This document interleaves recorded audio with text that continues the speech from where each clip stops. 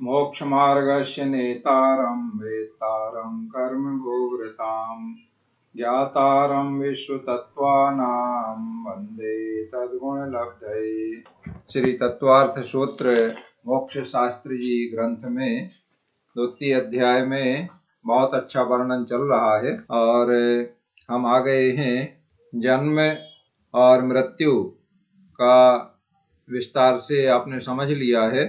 किस प्रकार से एक पर्याय को छोड़कर के जीव जब नवीन पर्याय को ग्रहण करने के लिए गमन करता है तो उस विग्रह गति में कितना समय लगता है। मुक्त जीवों की गति अविग्रह अर्थात मूल रहित होती है, एक समय की। संसारी जीवों की विग्रहवती होती है, 4 समय के पहले वह नया शरीर ग्रहण कर लेता है। अगर एक मोड़ा उसे लेना है, मोड़ मीन्स टर्न, तो एक मोड़ लेगा तो पहले समय के बाद दूसरा समय शुरू होगा। 2 मोड़ लेगा तो 2 समय लगेंगे, तीसरा समय शुरू हो जाएगा।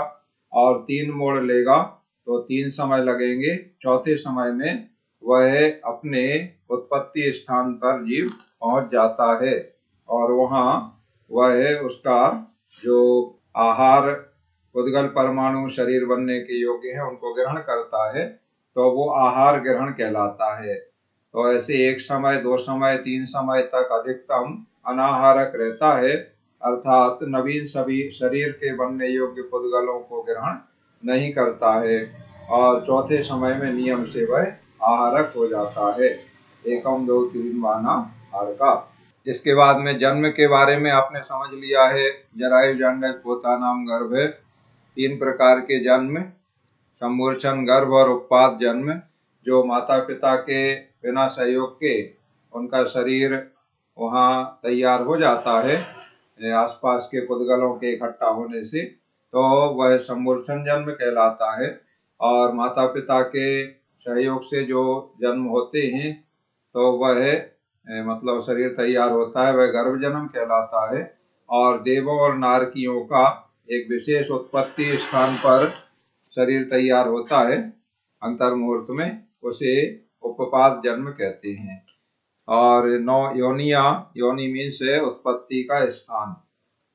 तो सचित्त होता है, सचित्त माने जीव सहित, और अचित्त इसका उल्टा, और सचित्त अचित्त माने दोनों का मिला हुआ। इसी तरह से शीत और उष्ण और दोनों का मिला हुआ शीतोष्ण। और समृत, समृत माने ढका हुआ, और इसका उल्टा विवृत माने खुला हुआ, और समृत विवृत माने कुछ अंशों में ढका कुछ अंशों में खुला। ऐसे ये 3 के 3 भेद करने से 9 भेद योनि के हो जाते हैं। योनि माने जीवों का उत्पत्ति का स्थान। इसके बाद में जन्म के गर्भ के भेद किए, जरायु जंडज और पोतज। जो जर जेर जिनके शरीर के ऊपर लगा रहता है, मांस का एक खोल जैसा लिपटा रहता है, वो जरायु या जेर कहलाता है। तो वैसे जिनका जन्म होता है मनुष्यों का होता है, और गाय बैल वगैरह ये जो होते हैं इनका होता है, तो ये जरायुज कहलाते हैं। और अंडे से उत्पन्न होने वाले पक्षी वगैरह हैं वो अंडज कहलाते हैं। और कुछ ऐसे होते हैं जिनके ऊपर ऐसा जरायु जैसा खोल नहीं चढ़ा रहता है, वे पोतज कहलाते हैं। और उनकी विशेषता ये रहती है कि जन्म होते ही चलने फिरने लगते हैं, जैसे शेर के बच्चे, हिरण के बच्चे, तो वो पोतज है। गर्भ जन्म के 3 भेद हैं।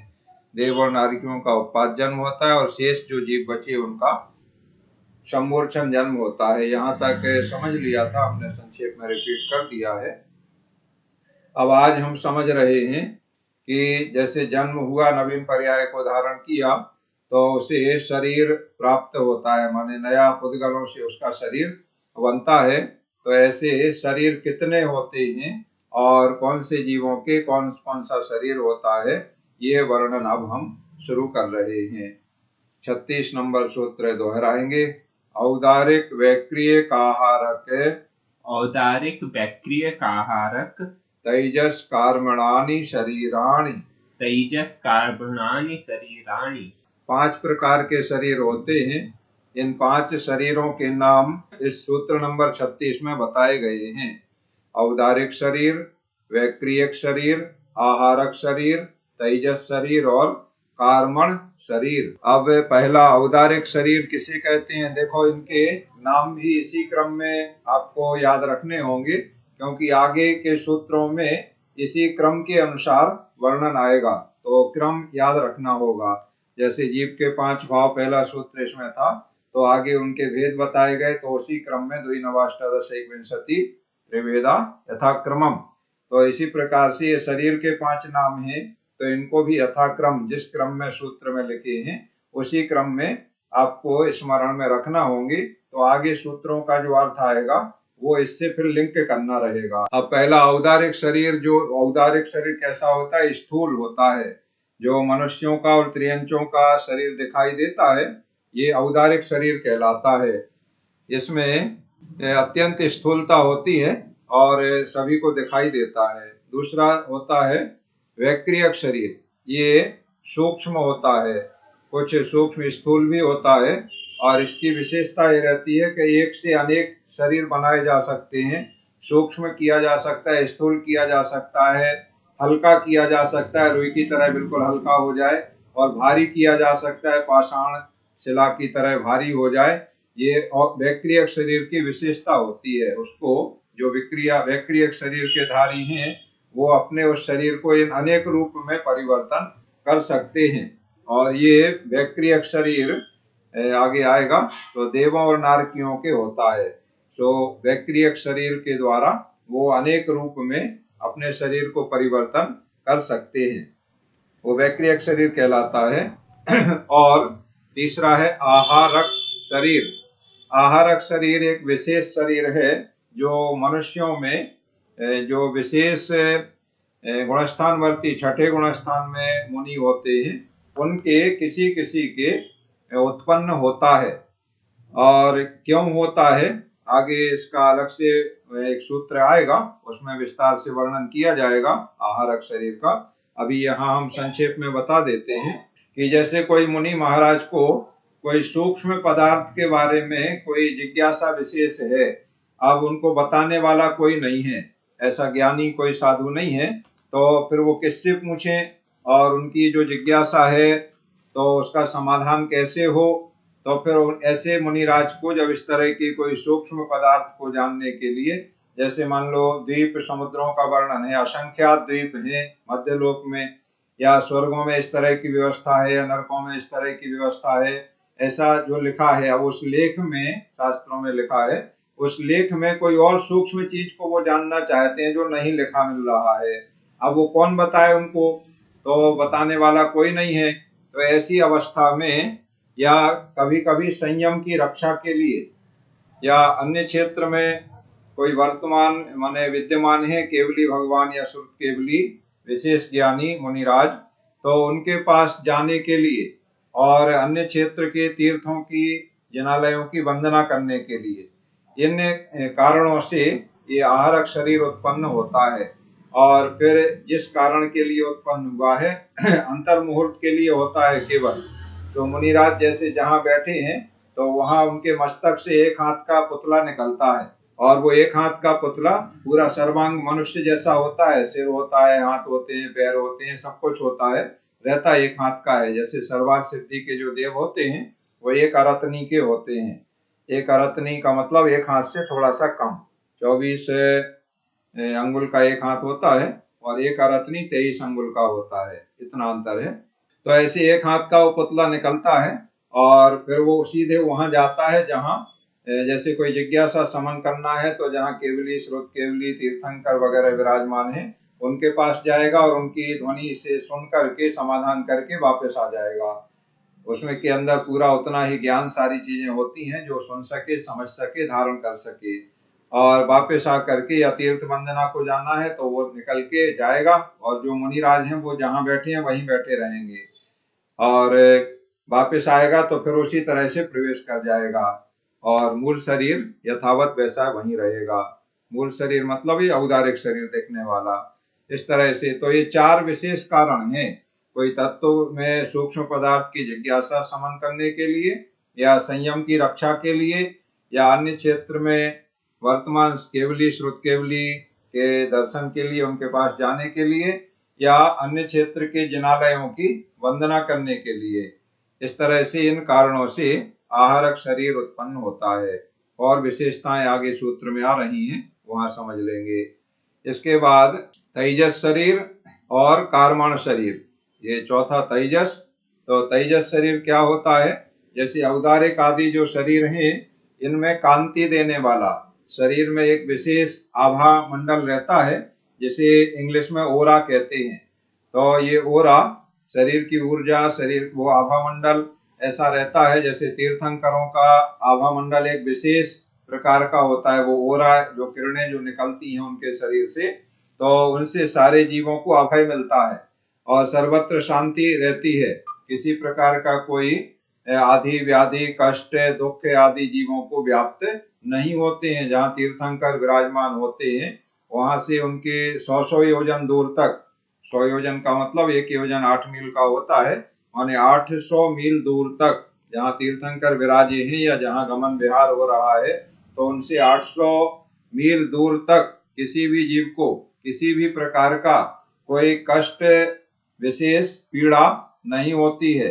और अकाल दुकाल दुष्काल या अतिवृष्टि अनावृष्टि इस प्रकार के जो प्राकृतिक प्रकोप हैं वो नहीं होते हैं। ये उनके तीर्थंकर का विशेष प्रभाव है कि सारे जीव अभय को प्राप्त हो जाते हैं, किसी प्रकार का कोई भय नहीं रहता है। तो इस प्रकार का जो शरीर को कांति देने वाला शरीर एक अंदर सूक्ष्म शरीर होता है, वो तेजस शरीर कहलाता है।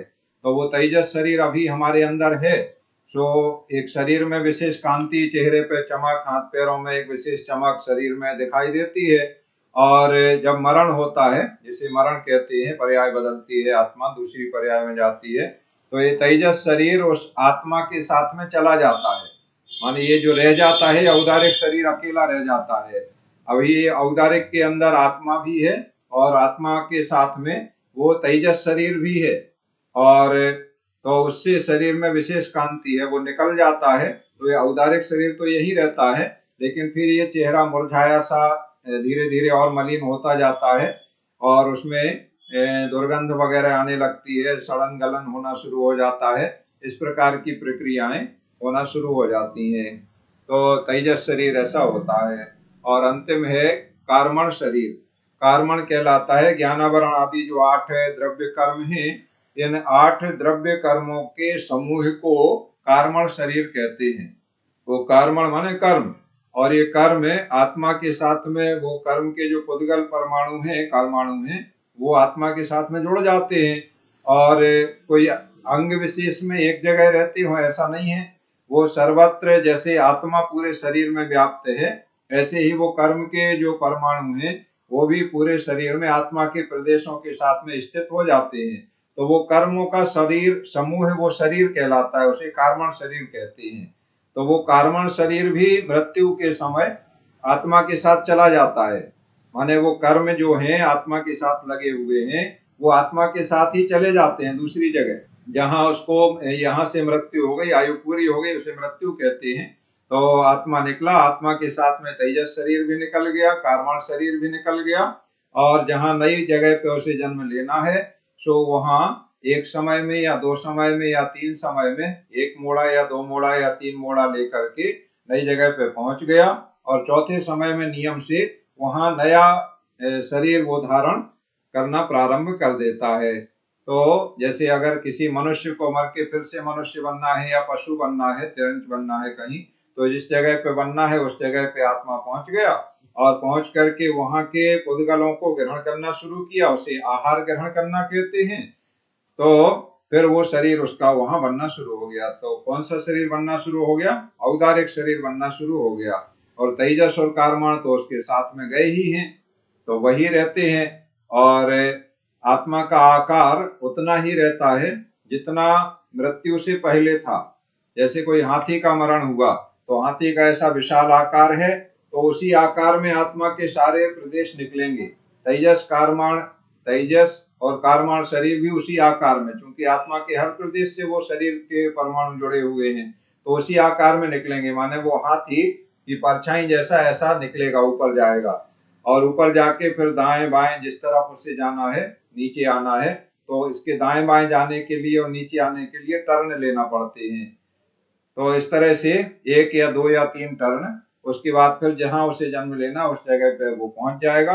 और पहुंचने के बाद फिर नवीन शरीर उसको जो धारण करना है, मान लो उसे चींटी बनना है। अब हाथी का इतना बड़ा शरीर के रूप में उसके पूरे कारमान और तेजस शरीर और आत्मा के प्रदेश गए, बनना है चींटी, या चींटी नहीं बनना है, मान लो बड़ा भी जीव बनना है, तो बच्चा इतना सा ही तो बनेगा। तो फिर वही शरीर वही आत्मा के प्रदेश संकुचित होकर के उतने छोटे रूप हो जाते हैं। जब वह नया शरीर वहां ग्रहण करना शुरू करेगा तब उनमें संकुचन हो जाता है, इलास्टिसिटी होती है, आत्मा का विशेष गुण है। तो उससे छोटा या बड़ा रूप परिवर्तन हो जाता है। तो उस समय परिवर्तन होगा, रास्ते में परिवर्तन नहीं होगा। रास्ते में तो उसी आकार में जाएंगे। और नया शरीर जैसे ही पहले समय में उसने ग्रहण करना शुरू किए परमाणु, उस समय उसका आत्मा संकुचित हो जाएगा, उतना बड़ा या छोटा हो जाएगा जितना उसे नया शरीर धारण करना है। इस तरह से ये शरीरों की विशेष व्यवस्था है। अब सूत्र नंबर 37 में इन शरीरों की सूक्ष्मता बता रहे हैं, तो दोहराएंगे। परम परम सूक्ष्मम। परम परम सूक्ष्मम। परम परम का मतलब परम माने आगे के, तो आगे आगे के शरीर, आगे आगे से मतलब जिस 36 नंबर सूत्र में जो 5 शरीरों के नाम दिए, तो पहला है औदारिक, माने औदारिक शरीर स्थूल है, आगे आगे के शरीर सूक्ष्म होते हैं। तो उसी क्रम में आगे आगे के लगाएंगे। औदारिक के बाद कौन सा दिया? वैक्रियक दिया। तो औदारिक से सूक्ष्म होता है वैक्रियक, फिर औदारिक वैक्रियक के बाद आहारक, तो वैक्रियक से सूक्ष्म होता है आहारक। औदारिक वैक्रियक आहारक तेजस कार्मणानि शरीराणि, तो आहारक से और सूक्ष्म होता है तेजस, और तेजस से भी और सूक्ष्म होता है कार्माण। ऐसे पांचों शरीर आगे आगे के शरीर सूक्ष्म होते हैं। पहला शरीर स्थूल होता है औदारिक, जो हमारा मनुष्यों का और त्रियंचों का स्थूल शरीर जो दिखता है वह औदारिक है, और आगे आगे के शरीर उससे सूक्ष्म होते हैं और सूक्ष्म होते जाते हैं।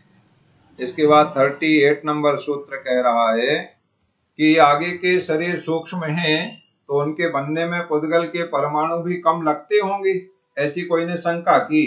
जो भव्य श्रावक द्वैपायक है ना, उसके मन में नई नई जिज्ञासाएं उत्पन्न हो रही हैं, तो कहने लगा, हाँ गुरुदेव, ये आपने अच्छा बताया कि आगे के शरीर सूक्ष्म होते हैं।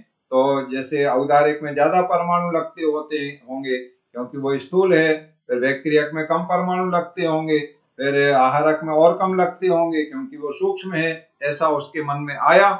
तो ये आशंका उसे लगी, मतलब ये सही नहीं है जो बोल रहे हैं हम, ये उसके मन में बात आई तो उसने अपने भाव प्रकट किए। तो आचार्य श्री उमा स्वामी जी महाराज कह रहे हैं, नहीं ऐसा नहीं है। फिर कैसा है? तो सुनो। प्रदेश तो संख्ये गुणम, प्रदेश तो संख्ये गुणम, प्राक तेजसात। प्राक तेजसात। प्राक तेजसात माने तेजस से पहले। अब तेजस से पहले क्या क्या है? औदारिक वैक्रियक आहारक, वहीं उसी 36 नंबर सूत्र पर रहना है। तेजस से पहले, तो तेजस से पहले औदारिक है, वैक्रियक है और आहारक है। तो औदारिक वैक्रियक और आहारक तेजस से पहले के इन 3 शरीरों में क्या होता है? असंख्यात गुणे असंख्यात गुणे। असंख्य गुणम, आकार का लोप हो गया है तो उसको सूत्र जब अर्थ करेंगे तो आ लगाएंगे। तो असंख्य गुणम माने असंख्यात गुणे, असंख्यात गुणे प्रदेश होते हैं तेजस से पहले के शरीरों में। तो पहला शरीर औदारिक, तो औदारिक के जितने परमाणु होंगे उनसे असंख्यात गुणे परमाणु, माने ज्यादा परमाणु होते हैं। शरीर सूक्ष्म होता है लेकिन परमाणु ज्यादा होते हैं, कम नहीं होते हैं असंख्यात गुणे होते हैं। औदारिक से वैक्रियक में असंख्यात गुणे और वैक्रियक से आहारक में असंख्यात गुणे। तेजस से पहले तक हो गई बात। अब फिर ये आया कि यदि आगे आगे के शरीर में असंख्यात गुणे परमाणु होते हैं तो आगे आगे के शरीर तो औदारिक से भी स्थूल होने चाहिए, ज्यादा परमाणु हैं तो ज्यादा स्थूल होना चाहिए, ऐसा मन में फिर ये प्रश्न आया। लेकिन आप कह रहे हो कि आगे आगे के सूक्ष्म होते हैं, परम परम सूक्ष्मम, ये सूत्र आपने दिया है, तो ऐसा क्यों कहा? इसका समाधान किया कि असंख्यात गुणे परमाणुओं से बने तो होते हैं, लेकिन स्थूल नहीं होते हैं, सूक्ष्म होते हैं। किस तरह से होते हैं सूक्ष्म? बंधन के ठोस होने से वो सूक्ष्म होते हैं। बंधन माने वो परमाणुओं का जुड़ जाना, बंधन मिल जाना, उसे बंधन कहेंगे। तो 5वें अध्याय में इसका बहुत अच्छा वर्णन है, किस तरह से परमाणु मिलते हैं, बिछोड़ते हैं, टूटते हैं, अणु बनते हैं, स्कंध बनते हैं। इसका काफी अच्छा वर्णन 5वें अध्याय में आएगा, वहां पर विस्तार से समझना। तो यहाँ संक्षेप में हम बता दें कि जैसे रुई का ढेर और लोहे का पिंड, लोहे के पिंड में परमाणु ज्यादा हैं, असंख्यात गुणे हैं रुई की अपेक्षा, लेकिन रुई का ढेर बहुत बड़ा दिखाई देता है और लोहे का गोला बहुत छोटा सा दिखाई देता है। जबकि रुई के परमाणु कम हैं, गिनती जब की जाएगी, और उससे असंख्यात गुणे परमाणु उस लोहे के गोले में है, लेकिन उनका बंधन इतना ठोस है कि वो इतने छोटे में सूक्ष्म रूप में दिखते हैं, माने वो रुई ज्यादा दिखती है और लोहे कम दिखते हैं। अब आगे के तेजस और कारमान के शरीर बताते हैं, प्रदेश बताते हैं। अनंत गुणे परे, अनंत गुणे परे, परे माने उसके आगे के, तो उसके आगे के, इसके पहले जो सूत्र 38 में व्याख्या की है, प्राक तेजसात माने तेजस के पहले वाले, औदारिक, विक्रियक और आहारक के बारे में बता दिया है। संख्यात गुणे प्रदेश होते हैं उन शरीरों के। अब अनंत गुणे परे माने इसके बाद के, तो बाद का क्या बचा? तेजस और कारमाण, इनके प्रदेश अनंत गुणे होते हैं, माने और ज्यादा होते हैं। असंख्यात गुणे की अपेक्षा अनंत गुणे बहुत ज्यादा हो गए, कई गुणे ज्यादा हो गए। तो आहारक से अनंत गुणे तेजस के प्रदेश और तेजस से अनंत गुणे कारमाण के शरीर के प्रदेश होते हैं। इसके बाद इन शरीरों की विशेषता बता रहे हैं सूत्र नंबर 40 में। अप्रतिघाते, अप्रतिघाते, देखो ये मन में अब ये आया कि तेजस और शरीर में इतने ज्यादा अनंत गुणे परमाणु होते हैं, तो इन दोनों शरीरों के साथ होने से संसारी जीव अपने इच्छित प्रदेश को गमन कैसे कर सकेगा? माने अभी हमने आपको बताया ना कि आत्मा जब एक शरीर को छोड़ के दूसरे शरीर को ग्रहण करने के लिए जाता है, तो उस समय उसके साथ में तेजस और कारमान शरीर जाते हैं। तो इतने ज्यादा अनंत गुणे प्रदेश हैं, तो इतने अनंत गुणे प्रदेश होने से वो इतना फिर कैसे चल पाएगा, इतना ज्यादा शरीर आत्मा के साथ में? तो उसका समाधान इस सूत्र में किया गया है कि तेजस और कारमान शरीर अनंत गुणे परे, परे माने तेजस और कारमान, बात के दो, तो उन्हीं दो के बारे में कह रहे हैं। अप्रतिघाते माने तेजस और कारमान के जो शरीर है वो अप्रतिघाती होता है। अप्रतिघाती का मतलब देखो, प्रतिघात कहलाता है जो किसी को रोके और किसी से रुके, उसे प्रतिघात कहते हैं। और अप्रतिघात, आ इसमें उपसर्ग लग गया, मतलब उसका विलोम, विपरीत हो गया, अर्थात ना किसी को रोकते हैं और ना किसी से रुकते हैं। ये तेजस और कारमान शरीर की विशेषता है। जैसे लोहे के पिंड में अग्नि घुस जाती है, इसी तरह से ये तेजस और कारमान शरीर, जैसे यहाँ हम बैठे हैं, हमारे सिर के ऊपर छत है और यहाँ से आत्मा निकले हमारे शरीर से, तो वो छत आत्मा के साथ में तेजस और कारमान शरीर है, लेकिन वो इस छत से पहले ऊपर जाता है जीव, तो छत से टकराएगा नहीं, बल्कि छत में से आर पार निकल जाएगा। ना छत से रुकेगा, माने ना किसी से रुकता है ना किसी को रोकता है। इसको कहते हैं अप्रतिघात। वज्रमय पटल में से भी निकल जाएगा। कोई ये सोचे कि हम वज्र का घर बनवा लें और या लोहे का घर बनवा लें, तो हम उसमें से सुरक्षित रहेंगे, हम कभी उससे बाहर नहीं निकल पाएंगे, हमारा मरण नहीं होगा। तो भी उसका मरण होगा और उसका आत्मा और तेजस कारमान शरीर उस वज्र में से भी बाहर निकल जाएंगे। इतने इतने सूक्ष्म होते हैं। सूक्ष्म होने के कारण अनंत प्रदेशी तो हैं, लेकिन सूक्ष्म होने के कारण रुकते नहीं हैं। और विशेषता क्या है इनकी? सूत्र 41 कह रहा, अनादि संबंधे च, अनादि संबंधे च। अनादि संबंधे से मतलब अनादि काल से जीव के साथ हैं। कौन? जिनकी बात ऊपर चल रही है वही अनंत गुणे परे। अनंत गुणे परे कौन है? तेजस और कारमान। और वही अप्रतिघाती हैं और वही अनादि संबंधे चा माने जीव के साथ में अनादि काल से है। बीच में आ गए हों ऐसा नहीं है। जीव कब से है? अनादि काल से है। तो तेजस कारमान शरीर कब से है जीव के साथ में? अनादि काल से है। ऐसा कभी भी तेजस और कारमान शरीर ने इस जीव का आत्मा का साथ नहीं छोड़ा, हमेशा से हैं। और इसी बात को बता रहे हैं। एक सूत्र और 42 ले लें तो आज का पाठ पूरा हो जाएगा। छोटा सा है। सर्वस्य सर्वस्य माने ये दोनों शरीर, सर्वस्य माने सभी जीवों के होते हैं। संसार में जितने जीव हैं उन सबके तेजस और कारमान शरीर जरूर होता है। ऐसा एक भी जीव नहीं है, ना नारकी, ना देव, ना मनुष्य, ना पशु पक्षी त्रियंच आदि, सबके तेजस और कारमान शरीर जरूर होता है और अनादि काल से साथ में है। और एक शरीर छोड़ के दूसरे शरीर में जब जाता है तो तेजस और कारमान शरीर आत्मा के साथ जाते हैं। ठीक है, यहाँ तक आज का पाठ पूरा हो गया। और अब आगे शरीरों के बारे में थोड़ा सा और कथन है, तो उसे हम कल के पाठ में लेंगे। अभी आप अपना पाठ सुनाना चाहें तो सुना दें और कोई प्रश्न जिज्ञासा है तो उसका समाधान कर लें।